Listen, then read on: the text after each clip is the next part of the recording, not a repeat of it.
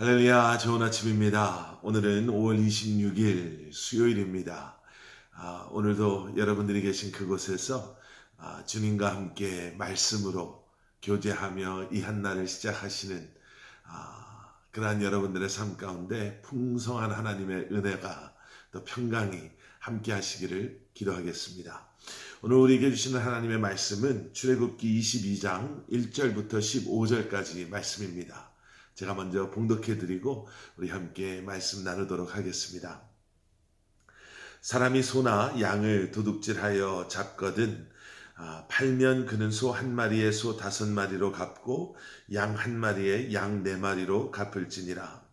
도둑이 뚫고 들어오는 것을 보고 그를 쳐 죽이면 피 흘린 죄가 없으나 해 돋은 후에는 피 흘린 죄가 있으리라. 도둑은 반드시 배상을 할 것이나 배상할 것이 없으면 그 몸을 팔아 그 도둑질한 것을 배상할 것이요. 도둑질한 것이 살아 그의 손에 있으면 소나 나귀나 양을 막론하고 갑절을 배상할지니라. 사람이 밭에서나 포도원에서 짐승을 먹이다가 자기의 짐승을 놓아 남의 밭에서 먹게 하면 자기 밭에 가장 좋은 것과 자기 포도원에 가장 좋은 것으로 배상할지니라.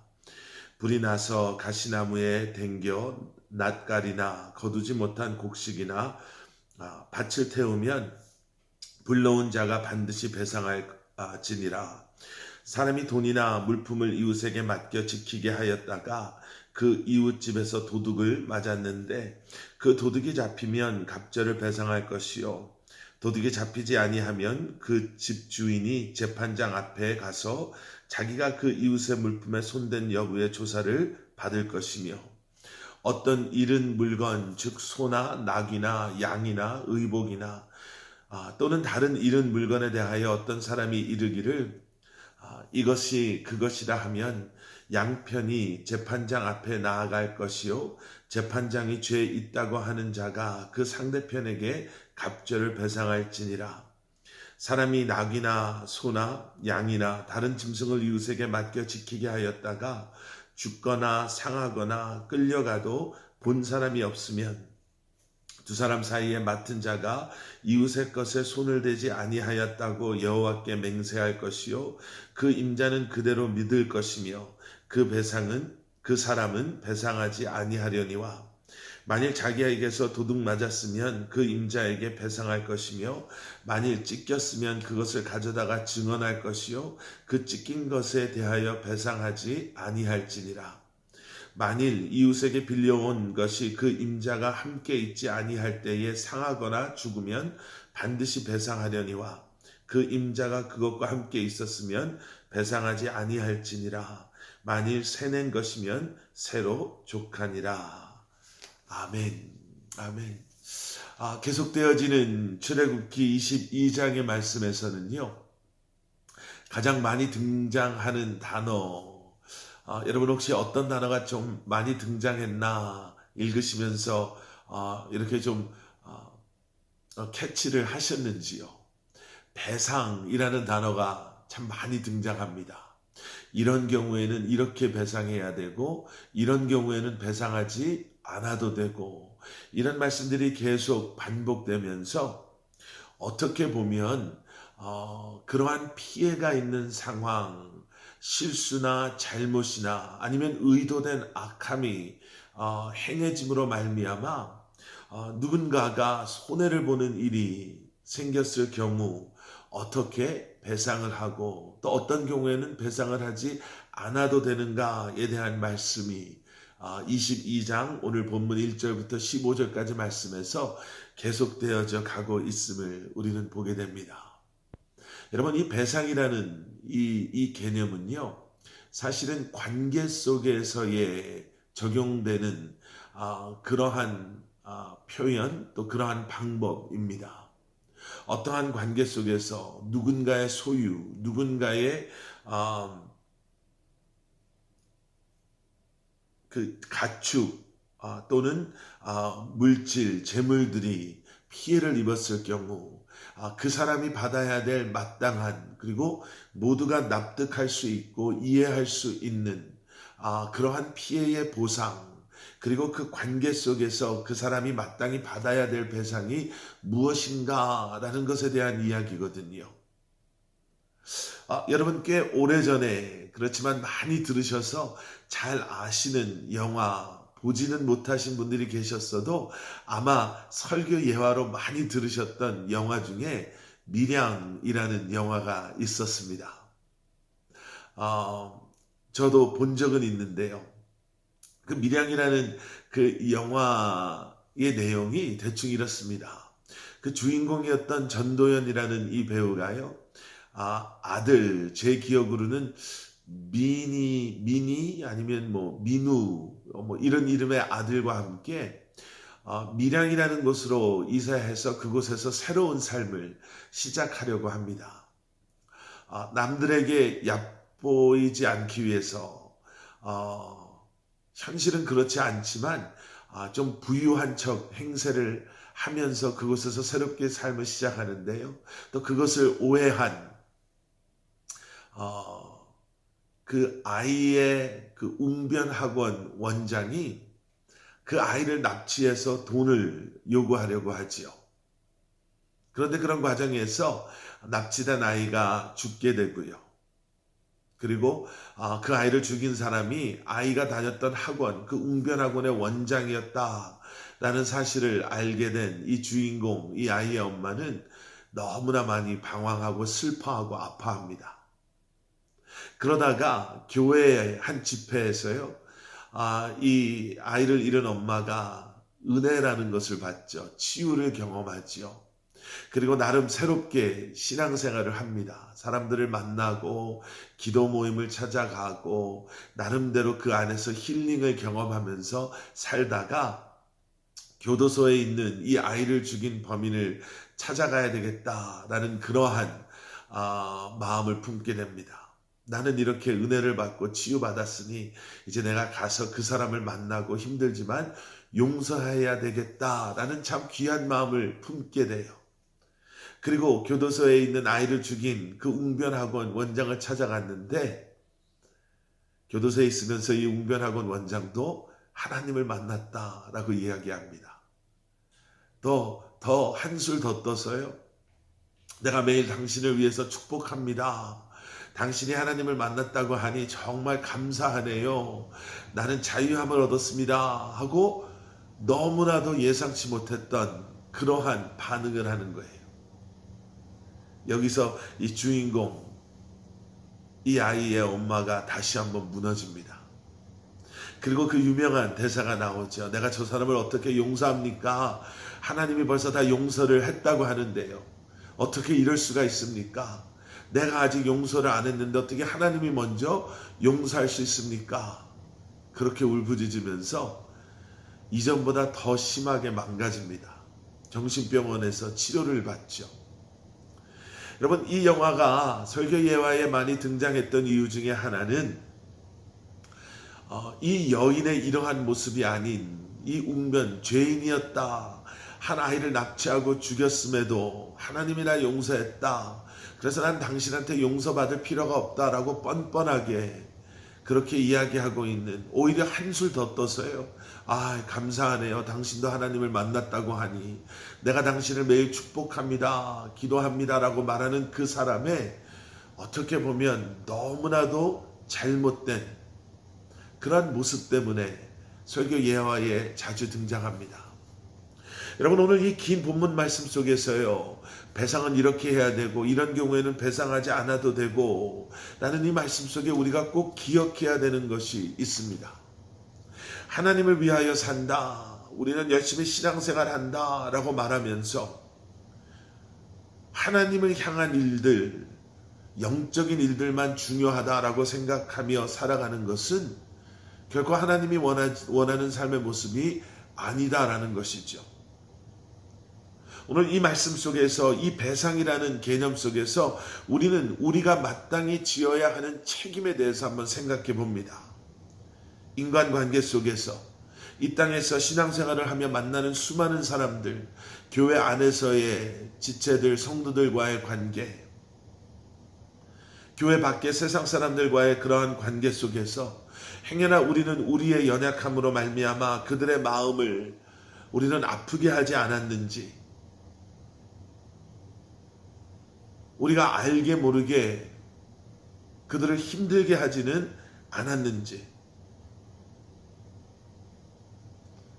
우리는 그렇게 그들을 아프게 하고 그들의 마음을 상하게 했음에도 불구하고 우리에게는 더 큰 삶의 이유와 목적이 있다라고 이야기하면서 충분히 그런 것들은 하나님께서 용서해 주셨으니까, 하나님께서 이해하시니까 그저 넘어가도 되는 것, 희생해도 되는 것, 우리가 그렇게 거기에 연연하지 않아도 되는 것이다라고 생각하며 또 그렇게 사는 것이 마치 믿음이 더 좋고 더 영적인 것이다 라고 생각하고 살아가고 있지는 않은지요. 여러분, 좀 현실적인 예를 들어서요, 교회 안에서 서로의 도움을 받고 서로를 도와주고 우리가 그렇게 살아가면서 행여나 우리 마음속 깊은 곳에는 그거 당연한 거 아닌가? 내가 힘드니까 저 사람이 나를 도와주는 거 당연한 거 아닌가? 아니 그렇게 하지 않으면 어떻게 그리스도인이라고 할 수 있어? 아니면 상대편의 그런 어려운 환경, 상황은 이해하지 못하면서 알려고도 하지 않으면서 내가 이렇게 힘든데 왜 난 도와주지 않지? 저러면서 어떻게 저 사람이 그리스도인이라고 할 수 있어? 라고 생각하며 다른 사람들을 정죄하는 그런 우리의 모습들, 아니면 교회 일에 바쁘고 분주하다고 하면서 가정을 소홀히 하고 또 자녀들을 소홀히 하고 아내를, 남편을 소홀히 하는 또 그러한 우리의 모습들을 우리는 다시 한번 돌아볼 수 있어야 한다라는 거죠. 하나님께서는요, 우리가 있는 그곳에서 신실한 모습으로 하나님의 자녀된 삶을 충성되게 감당하며 살아가기를 원하신다라는 거예요. 그래서 때로는 우리가 알게 모르게 상대편을 아프게 하고 힘들게 했다면 우리는 마땅히 용서를 구할 수 있어야 하고, 피해를 준 그 사람을 찾아가서 우리의 최선을 다해서 그들이 경험했던 피해를 배상할 수 있는 그러한 마음, 그러한 책임감, 그러한 그리스도인된 모습도 있어야 하고요. 바쁘고 힘들고 우리가 해야 할 일들이 있다 하더라도 우리가 가정을 지키고 열심히 우리가 있는 그곳에서 일을 하고 자녀들과 시간을 보내는 것 역시도 하나님께서 원하시는 그러한 우리의 삶의 중요한 모습이다라는 것을 우리는 기억할 수 있어야 합니다. 오늘 보신 말씀을 이렇게 읽어보시면요, 그게 몇 가지로 구분된다라는 것을 저희는 보게 됩니다. 1절부터 4절까지의 말씀 속에서는 도둑질에 대한 말씀이 나오지요. 남의 것을 도둑질하거나 해서 잡히거나 팔 때, 여러분 1절 말씀에 참 재밌는 말씀이 등장합니다. 사람이 소나 양을 도둑질하여 잡거나 팔면 그는 소 한 마리에 소 5마리로 갚고 양 한 마리에 양 4마리로 갚을지니라. 이 도둑질한 것이 잡혔을 때 소를 한 마리를 훔쳤으면 5마리로 갚아야 하고 양 한 마리를 훔쳤으면 4마리로 갚아야 된다. 왜 여기에는 이렇게 다른 차별이 있을까? 왜 양은 4마리지만 소는 5마리일까? 왜 양은 4배고 소는 5배일까? 이 말씀을 이렇게 묵상하면서요, 또 여러 말씀들을 찾아보면서 한 목사님의 재밌는 설명을 봤습니다. 어쩌면 재밌다라기보다는요, 좀 interesting한, 그리고 충분히 그럴 수도 있겠구나라는 생각이 드는 이 말씀에 대한 해석을 읽었습니다. 그분은 이 말씀을 이렇게 설명했습니다. 소, 양, 그리고 그 소와 양이 그 가정에서 차지하는 그 중요함은 분명히 다를 것입니다. 소는 아마 전 재산이라고 이야기해도 부족하지 않을 정도로 중요한 큰 재산의 한 부분이죠. 라고 설명하면서요. 어쩌면 하나님께서는 이러한 배상의 판결 속에 그 전 재산을 빼앗겼을 때 경험했던 그러한 실망감, 가슴 아픔, 공허함까지도 생각하면서 어쩌면 마음의 어려움의 크기마저도 우리의 이런 시대를 따져보면 정신적인 피해의 차이까지도 하나님께서는 우리에게 책임을 져라 라고 말씀하고 계시는 것일 수도 있다라고 설명을 하더라고요. 그게 맞다 틀리다를 떠나서요. 우리는 이 말씀 속에서 최소한 이 정도의 적용의 말씀은 알 수 있습니다. 그죠? 내가 이 사람에게 5 정도의 피해를 줬다고 해서 5 정도를 갚음으로 내가 할 일 다 했으니까 나는 자유합니다 하고 손 털고 돌아서려는 것이 아니라 우리가 그러한 악을 행함으로 말미암아 그러한 피해를 주고 그 사람을 아프게 함으로 말미암아 그 사람이 경험했을 그 마음의 상처까지도 우리는 헤아려 알 때에 비로소 우리는 진정한 배상, 우리는 진정한 뉘우침, 회개, 용서를 구할 수 있고 그리고 경험할 수 있습니다라는 거죠. 5절 이하의 말씀에서는요. 관리를 잘못했을 때, 내가 내 물건을 관리하지 못했을 때, 때로는 다른 사람이 내게 맡긴 것을 잘 관리하지 못했을 때 일어나는 피해, 그리고 그것에 대한 배상, 어떤 경우에는 배상을 해야 되고 배상하지 않아도 되고에 대한 말씀이 등장합니다. 마땅한 거지요. 그래서 여기에서는 한 가지만 한번 짚어보고 말씀을 마무리해 보겠습니다. 저는 이 말씀을 보면서요, 좀 시간을 들여 묵상한 부분이 있습니다. 10절과 11절의 말씀이에요. 사람이 낙이나 소나 양이나 다른 짐승을 이웃에게 맡겨 지키게 하였다가 죽거나 상하거나 끌려가도 본 사람이 없으면 두 사람 사이에 맡은 자가 이웃의 것에 손을 대지 아니하였다고 여호와께 맹세할 것이요 그 임자는 그대로 믿을 것이며 그 사람은 배상하지 아니하려니와. 어떤 경우입니까? 누군가가 내게 무엇을 맡겼습니다. 짐승을 맡겼습니다. 나름 최선을 다해서 그 짐승을 관리하고 보호했는데 나도 모르는 사이에 내가 보지 않은 그 잠깐의 순간에 다른 짐승이 와서 그 짐승을 물고 가 버렸다든지 아니면 내가 잠깐